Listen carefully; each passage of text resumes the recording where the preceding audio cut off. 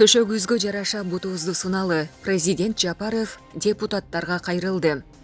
Кыргызстандын президенти Садыр Жапаров өзүнүн Facebook баракчасы аркылуу жаңы шайланып келген 7-чи чакырылыштын депутаттарына кайрылуу жасады.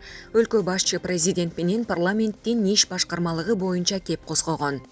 7-чи чакырылыштагы Жогорку кеңештин урматтуу депутаттары, Жогорку кеңештин иш башкармалыгы президенттин иш башкармалыгы менен биригип калыптыр. Кайра өзүнчө бөлүп алалы деген пикирден кайтууну өтүнөм. Президентти, парламентти, министрлер кабинетин бир эле иш башкармалык тейлейт. Баарына бирдей баш ийет. Себеби бул мамлекеттик мекеме. Силерди тейлейм, силерди тейлебейм деген принцип болбойт. Эмне муктаждык болсо билдирме берсеңиздер камсыз кылышат. Кылбайбы арыз жазгыла. Жетекчилери дароо жооп беришет. Керек болсо кызматтан кетишет. Өзүнчө бөлүп алганыңарда бюджеттен кошумча көп каражат кетет. Кошумча штаттар ачылат. Элдин акчасын үнөмдөйлү. Өзүнчө бөлүп алсаңыздар эле бир башкача тейленип кетпейсиздер. Баарыбызды бир эле иш башкармалык бирдей тейлеп жатат жана тейлей берет. Төшөгүзгө жараша бутубузду суналы. Элдин акчасын үнөмдөө үчүн баарын бириктирип, бир эле башкармалык тейлесин, деди Жапаров. Ысык Көл облусундагы Ак Суу районунда үй өрттөнүп 3 наристе чарчап калды. Бул тууралуу Өзгөчө кырдаалдар министрлигинин маалымат кызматы билдирди. Ак Суу районунун Каракол айылындагы үй өрттөнүп жатканы жөнүндө маалымат Өзгөчө кырдаалдар министрлигине кечээ 29 декабрда саат 15:15 чамасында келип түшкөн. Жерине ÖKMдин Ак Суу райондук бөлүмүнүн өрт өчүрүүчүлөрү барып, өрттү саат 16:20 чектөөгө алышып, 22:33 толук өчүрүп бүтүшкөн.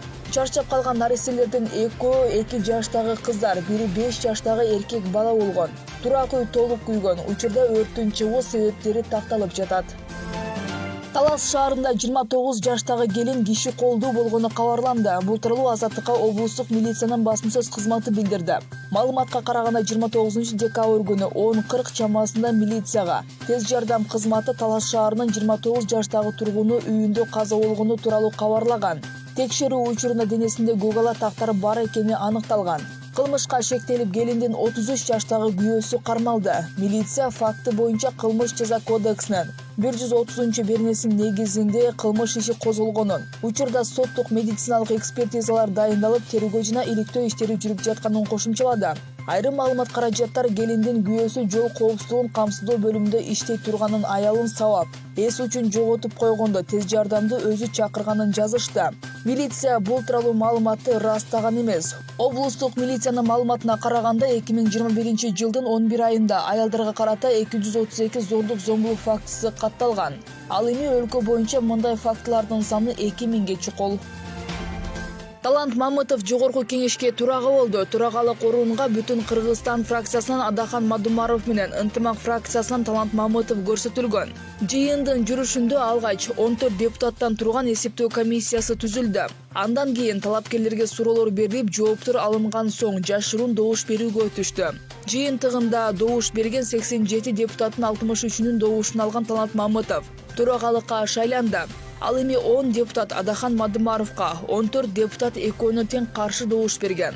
Айта кетсек, 29 декабрь Жогорку кеңештин 7-чи чакырылышы ант берип өз ишин баштады. Алардын 54-ü партиялык тизме менен 33-ü бир мандаттуу округтан шайланып келишкен. Номер 27 1 май жана номер 29 Свердлов округунда баарына каршы астыга чыгып депутат шайланбай калган. Бул округтарда 27 февралда кайра шайлоо өтөт. Ал эми номер 30 Ысык Ата округунан депутат болгон Акбүкүн Таштанбеков тергөө абагында болгондугуна байланыштуу ант берүүгө келе алган жок. Өткөн суткада 41 адамдан коронавирус табылып, 48 бейтап айыкты. Бул тууралуу республикалык штаб кабарлады. Илде тилештиргендердин жалпы саны 184.633-кө жетти. Анын ичинен 179.778-и дартты жеңген. Тилекке каршы оору дагы бир бейтаптын өмүрүн алып, жалпысынан 2800 адам коронавирустун курмандыгы болду. Азыркы тапта стационарда 255, ал эми амбулатордук түрдө 315 кишинин дарыланып жатканы айтылды. Бир сутка ичинде эмдөөдөн 6507 адам өткөн. Баасы 10 миллион сомго жакын психотроптук заттар менен баңгизатын жасаган лаборатория жок кылынды.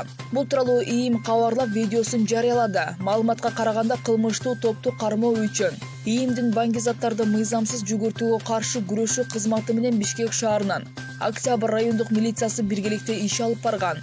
Жаза кодексин 267 беренесине ылайык катталган сотко чейинки өндүрүштүн алкагында Telegram мессенджери аркылуу иштеген интернет дүкөн аныкталды. Милиция кызматкери аталган дүкөндүн администратору менен жазышып 100 грамм синтетикалык баңгизатын сатып алмай болгон. Сүйлөшүлгөн баа 300 000 сомдон ашкан. Натыйжада баңгизат жасоочу жашуун жайды уюштуруп жана кардарлар менен сүйлөшкөн жаран кармалды деп айтылат билдирүүдө. Тез арада ал ижарага алып жашаган батирге тинтүү жүргүзүлүп, баасы дээрлик 10 миллион сомго жакын бир нече түрдөгү баңгизат табылган.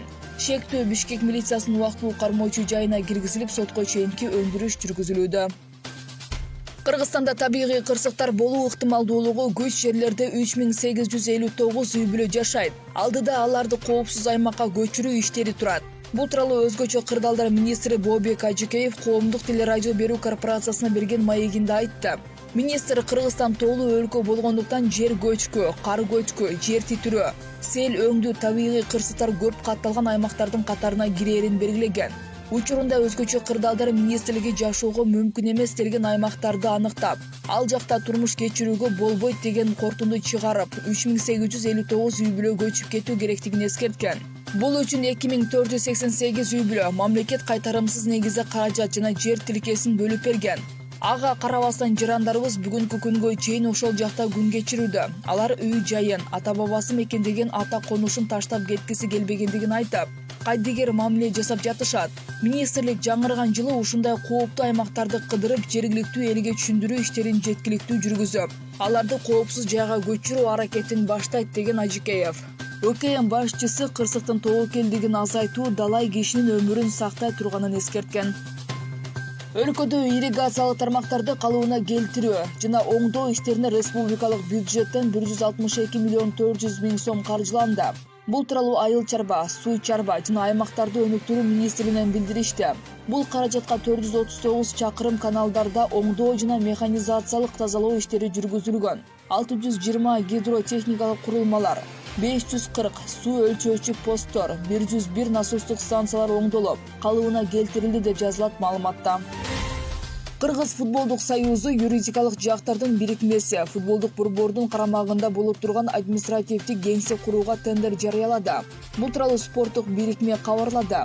Кеңсенин аянты 2400 чарчы метр болмокчу. Сынак 2022 жылдан 10 январынан тарта 31 январга чейин өткөрүлөт. Тендердик документтер боюнча кенен маалыматты жумуш күндөрү саат 9:00дан 18:00го чейин алууга болот. Ошондой эле Кыргыз футбол бирикмесинин Бишкектеги Медерев көчөсү 1Б дарегинде жайгашкан кеңсесине барууга болот.